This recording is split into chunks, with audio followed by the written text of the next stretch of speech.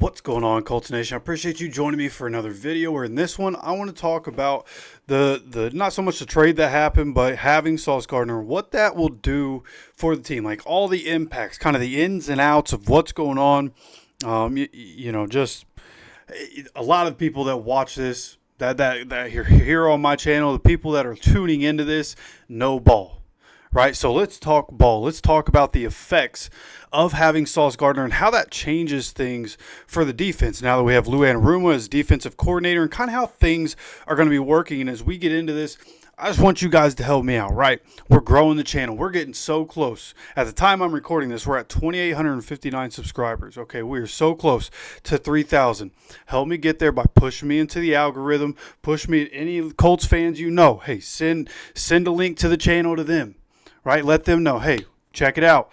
Subscribe to them. Those sorts of things. Make sure to hit the like button. The algorithm likes when people are interacting, right? Hit the like button. Get down in the comment section. Even if you're just saying, go Colts or for the shoe, win for Jim, whatever it may be, right? Just interaction. The algorithm loves it. Let's pump us into the algorithm and let's continue to grow this thing. We're getting very close to 3,000. And honestly, I have a pretty lofty goal. But to get to 5,000 before the end of the season, hopefully that's able to happen because we're making content in season all the way to February, making a Super Bowl run. That would be the ideal situation. But I know I have a lot of people here who have been subscribers to this channel for a long time. The OGs, you know who you are. I appreciate you. I love you. You guys are the backbone of the channel. And a lot of people, I mean, we've had a real good year so far.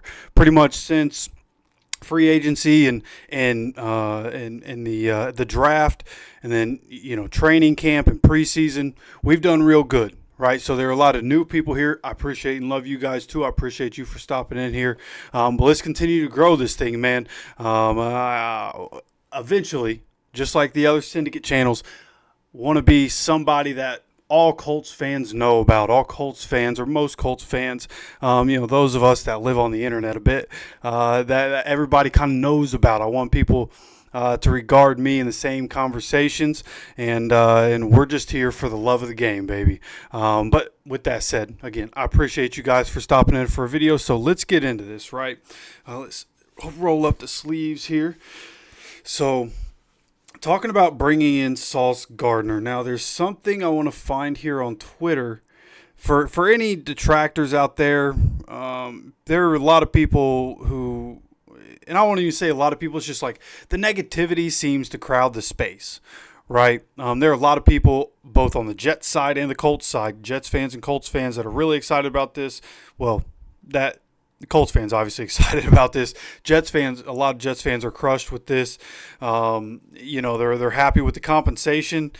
By all accounts, pretty fair trade. I think it's a pretty win-win for both sides. I think both players included needed a new start, right? A.D. Mitchell going over there with Garrett Wilson. Obviously, they got to get their quarterback situation figured out, but having Garrett Wilson, A.D. Mitchell, Breece Hall, John Mechie, who the Jets traded for recently, should start to help the quarterbacks out for sure. They also have Mason Taylor at tight end, so they're loading up on the offensive side, and obviously gave up Quentin Williams as well. Seems like they're focused on trying to be able to score points at a consistent rate, and they'll worry about the defense probably in the draft, if I had to guess, along with trying to get another quarterback, but nonetheless, when you talk about Sauce Gardner, there are people out there that'll say, "Oh, he's not good." Right? 55 games, he only has 3 interceptions, and yeah, 3 interceptions in 55 games is not a number you like to see. Right? I even went back. I looked at Darrelle Revis through his career. I thought, man, he's shut down, doesn't get targeted a lot. Maybe he doesn't get whole lot of interceptions. That's not the case. He had 29 interceptions through his career. He had a couple seasons with 0, but he had 29 interceptions in his career. And Sauce Gardner doesn't get the interceptions, but Sauce Gardner does get passes defended. He had 20 passes defended in his rookie year, and obviously ended up winning Defensive Rookie of the Year. This is a guy 2-time first team All-Pro. Like he's a very real corner, right? And I think really ever since when the Jets got rid of Robert Saleh, that's when the defense started to shift and things started not going well for the defense. And Sauce Gardner was a part of that, right? His play came down, and people said the same thing about him, this year, right? And there are different clips you could pull of pretty much any corner in the league. The way these receivers are nowadays, a lot of really good receivers in the league. The way defense has to play nowadays, right? Very hands-off compared to the way things used to be. And so every corner in the league, like we love Kenny. Kenny gets beat sometimes, man. Kenny gets cooked sometimes. It's just the way it's going to go. They're going to win some, they're going to lose some, and when they lose, especially the elite guys, people are going to make a big deal about it. But Sauce Gardner, and this is a post by PFF. Now, here on this channel, and it's been a big conversation recently, PFF, not incredible. PFF, I think Sauce Gardner is like the 20th ranked corner in the league in terms of PFF grade this year. But since coming into the NFL, 90.8 PFF grade. First among corners in the NFL since he came in. Now, if you move past PFF grade, his completion percentage, and I actually commented on my video from last night to somebody, said it was 50.8%, or maybe it was a tweet that I had saying 50.8% completion percentage allowed. It's 50.3% completion percentage allowed, which is first in the NFL since entering the league.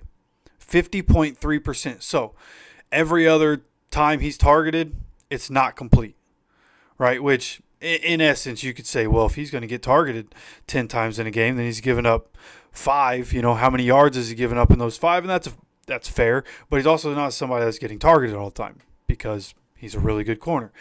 And to exacerbate that corner or that point, it's that he has his forced incompletions since entering the NFL at 49 forced incompletions. Like, this is a guy that's been really good throughout his time in the NFL. His numbers for pass breakups are really good. So, like, he'll get his hands on the ball. The interception numbers just aren't there, right? So, I just wanted to start with that just for any of the detractors out there. This is a guy who's a really good corner. Neither of our corners are going to need to travel with number ones. We're just going to have one, Charvarius Ward on one side of the field, Sauce Gardner on the other. We're going to have Kenny Moore in the slot. And then presumably, Jalen Jones probably as the fourth corner. Jalen Jones in the latest unofficial depth chart for the Colts is a starter now, labeled as a starter in the defense. So he's moved up the depth chart with his performance, shutting down DK Metcalf. And Mekhi Blackman is a depth piece. Jonathan Edwards is a depth piece. So these guys have been serviceable. But now we're at a point where we have incredible depth again, right? And Charvarius Ward isn't back yet, so we're still going to need these guys. But when Ward comes back, that's the situation we're looking at. And that's really what we're talking about. When Ward comes back, how does this change the defense? Even now, okay, first of all, apparently he's in concussion protocol. This is something that me and I'm sure most of you, if not all of you, didn't know. He's in the concussion protocol. He sat out the Week 8 game for the Jets with the concussion. And the Jets had a Week 9 bye. So they didn't play. He, went into concussion protocol, missed a game. And now he's had another week. So I would assume he's going to end up playing in this game. I assume he's going to be cleared sooner rather than later. He did take a flight to Indy yesterday soon after the trade happened. So I think he'll be on the field with the team. He did take number 1. Josh Downs is moving to number 2, just like his brother at Ohio State. So that's a little bit of a switch there. But how does Sauce Gardner affect the team? How does him coming in change things on the team? So obviously in the secondary, the Colts are 26th in terms of pass defense. 26th in pass defense, yards given up through the air. And that was kind of inevitable with all the injuries that we've had through the year. I just thought that was kind of an inevitability. We've also been in the lead a lot, so teams are passing to try to come back, and that definitely is a part of it, right? With the injuries we've had, we've been more of a bend-don't-break defense. As much as Lou doesn't want to admit that, that's really what it's been, is playing kind of safe because of who we have, and just trying to make sure teams are going to stay out of the end zone, trying to force turnovers, trying to obviously get to the quarterback and stop drives, right? Essentially, and be able to get the ball back for the offense on downs. So Sauce coming in is going to help all that. Sauce coming in, he's going to force the ball to the other side of the field. You're not always going to have to keep the safety over the top of Sauce because Sauce is that dude. And again, he's going to get beat sometimes, and that is what it is.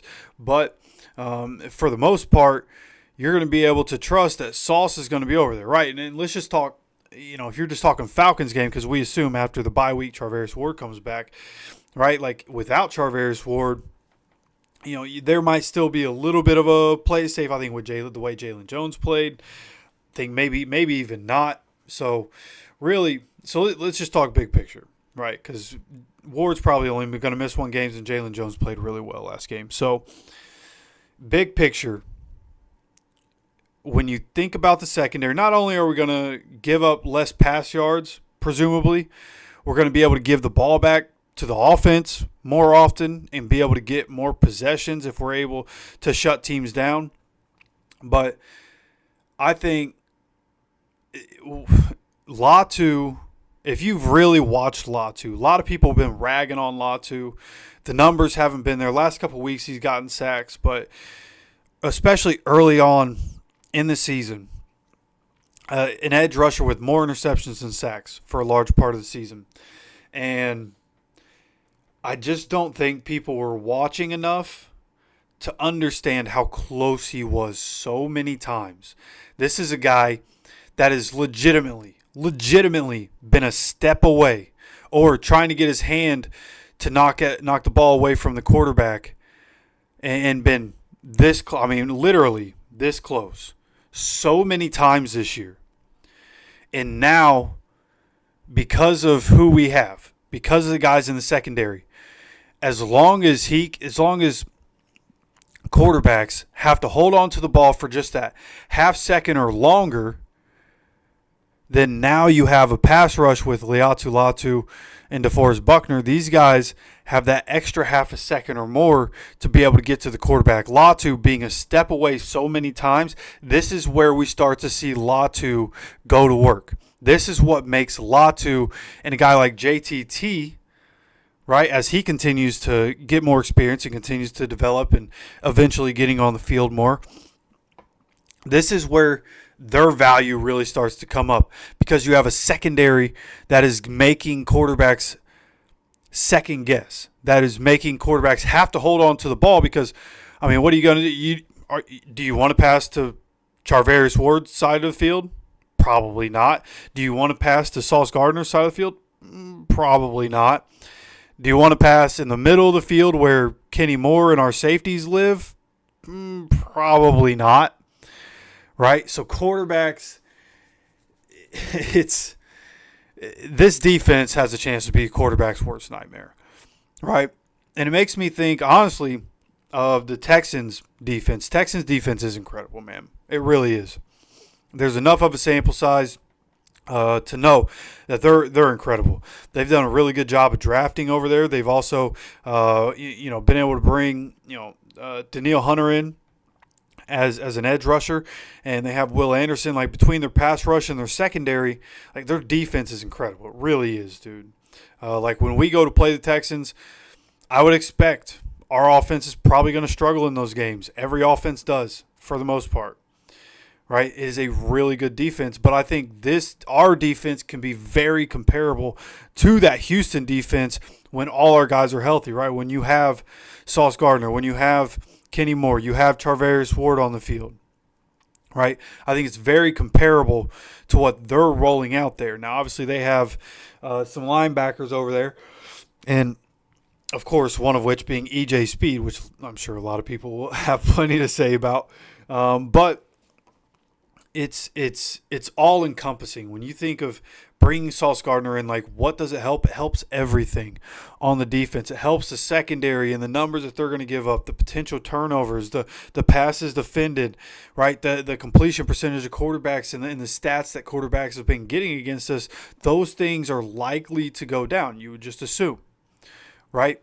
Because what's going to happen? Lou Anarumo is... if you think about Lou Anarumo, think back to the Super Bowl run that the Bengals had. The Bengals defense had players all over the field at that time. Like they had a really good defensive roster.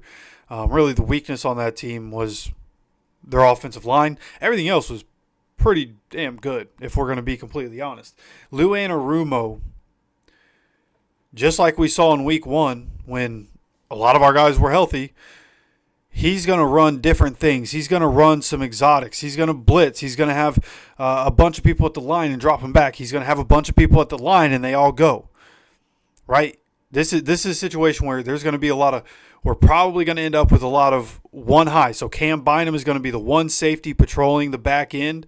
And then we're going to have a lot of people near the line of scrimmage, going to have people in the middle of the field. We're going to be sending 5 and 6 at the quarterback and to be able to stop the run at a pretty large rate. I think from now until the end of the year, we'll probably be, if not the leader in the league, toward the lead in the league of the amount of times we're sending either 5 or 6 people, right? The blitz packages are going to pick up. We're going to run more press man. You think about who we have, Tarvarius Ward, Sauce Gardner. These are guys that have long arms. Okay, there's a reason Chris Ballard looks for those traits in his corners, right? It's because those guys, just like Jalen Jones, it's because these guys, being able to have those long arms, you're able to lock them up and have that length on them to be able to do press man coverage, right? So those physical traits are going to be helpful. That press man coverage is going to help the rush, right? By the time the receiver's able to get off the press and be able to get into his route, we're already 1 second into the rush, right? And just like that, the quarterback has less time to get the ball away.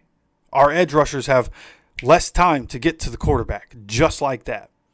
Right, so I expect we're going to be running more of that. I expect we're going to be sending heat from different ways. Kenny on different blitzes. Nick Cross on different blitzes, right? When we run that dime package, right, whether it's Jalen Jones or Mekhi Blackman, right, probably not Jonathan Edwards anymore. I would assume he'll solemnly be on the field, probably not a whole lot. But there's going to be blitzes coming from different areas, right? Jermaine Pratt, Zaire Franklin is pretty good on the blitz, if we're being completely honest. So I think overall, Lou Anarumo, like being called the mad scientist, he's going to get to dial it up now, right? Chris Ballard and his staff through the offseason and now through this trade have done everything they could possibly do to give Lou Anarumo anything he could possibly need to run the defense the way he wants to run it. And this is where we see the aggressiveness of the defense come. This is where Lou Anarumo really starts to dial things up and he really starts to get in his bag, right, and get to a spot where, if you remember, the Bengals on that Super Bowl run, if I'm not mistaken, went into Kansas City. I think, don't hold me to that. I can't remember off the top of my head. I think they went into Kansas City and held that offense, which was very high-powered at that time, to 17 points, 20 points. I think it was 17. And Lou Anarumo, I mean, that's just what they did, right? They had Joe Burrow and Jamar Chase and T. Higgins and Joe Mixon to put points on the board. But they also had that defense, which was incredible. It really was. It was a fun. The Bengals were just a fun team to watch that year, which is why I think it was incredible that they made it to the Super Bowl. But Lou Anarumo, like with the defense that he runs and that he wants to run, like he just has to have the play, which is what you could say about every offensive coordinator, defensive coordinator. You need players in order for the things you want. Just like, I mean, look at last year for Shane Steichen.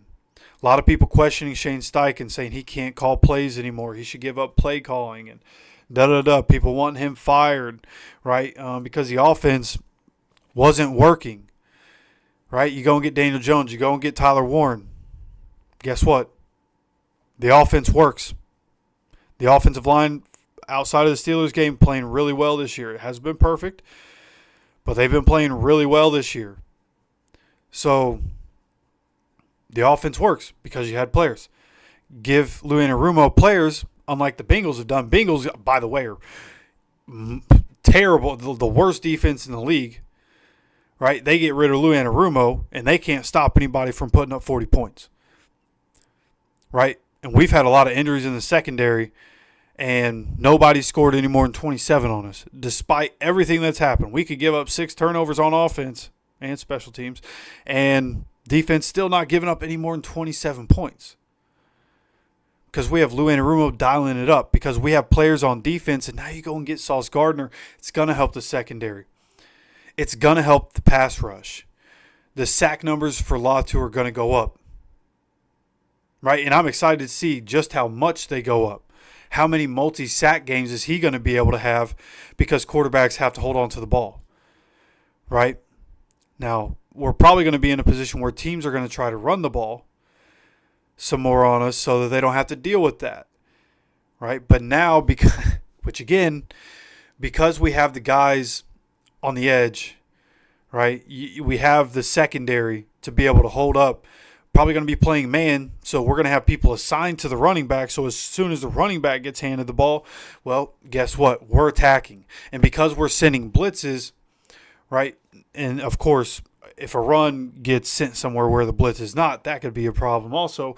But seemingly, you're going to have other people that are responsible for the run game while your back end is solidified in man coverage. So, like, the freedom to call anything he possibly wants for Lou Anarumo is a benefit. Being able to stop quarterbacks from marching down the field on us at will, something that Sauce Gardner provides to us. When Ward gets back, that'll be even more so.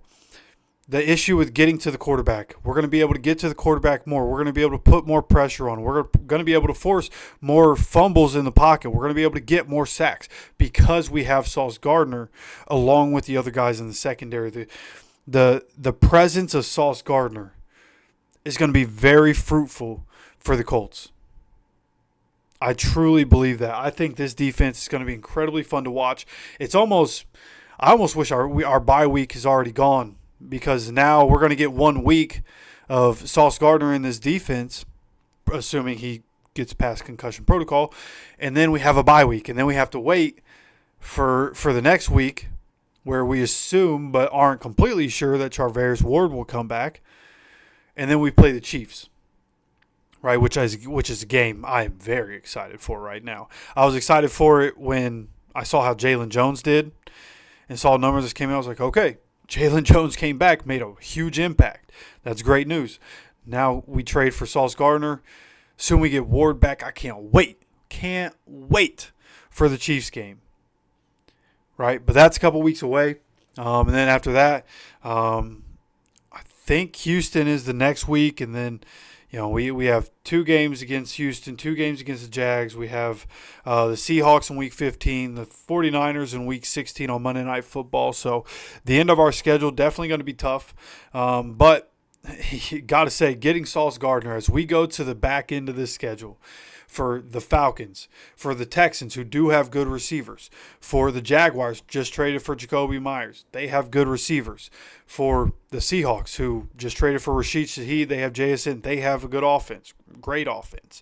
For the 49ers, who have Kyle Shanahan and are never really out of the fight. They have a ton of injuries, but are never really out of the fight. Like, the timing of this trade is incredible, and to have Sauce Gardner for the end of our schedule is going to be very nice for us. So really thrilled with what we were able to do here, thrilled with the possibilities of what this is going to provide for us as we go into the future.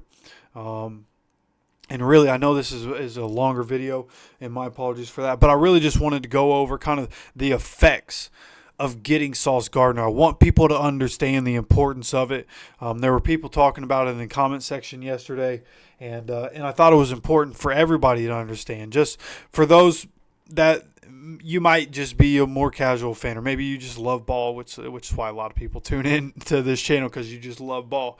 And at the end of the day, that's ball, man. You get a guy and it helps everything. Like all 11 guys, that's what I love about football. All 11 guys in every phase of the game have to do their job for it to work, and we have guys all over the place at starting positions. Now we lock up that cornerback 2 spot in a big way. Jalen Jones absolutely balled out last week, and hope to see him do the same thing this upcoming week. And again, we'll see what happens with Sauce Gardner. Can he clear concussion protocol? There were no new injuries coming out of the Steelers game, which is great. So presumably we're going to go into the Falcons game in Germany very healthy, and then soon after get Charvarius Ward back, which is going to be a huge bump. And of course, I'll let you guys know, as a lot of you guys know, I've been working a lot of nights. That's going to continue this upcoming week. So injury updates not going to get to you guys on the day that they come out, but we're going to continue to update these things. We're going to continue to talk about these things, and there's going to be plenty more content to come, right? There are more conversations that we need to have, some more things that it's like the fallout from the Sauce Gardner trade, essentially, is what we're going to continue to talk about, because there are other things that are present in the situation, right? Things that we've talked about, who we're going to pay next year. I think those things may be changing with the addition of Sauce Gardner, and kind of how the outlook of the future is and what we're looking at next offseason. So we have some more conversations coming up. News, updates, other types of content. Of course, we're going to be live for the game on Sunday, just like we are every week. So if you enjoy the content, make sure to hit the like button. Make sure you guys subscribe with notifications on, so you get notified anytime we drop any content on this channel. Of course, I appreciate you guys for stopping by for another video. And as always, take care of yourself, take care of each other, and go Colts.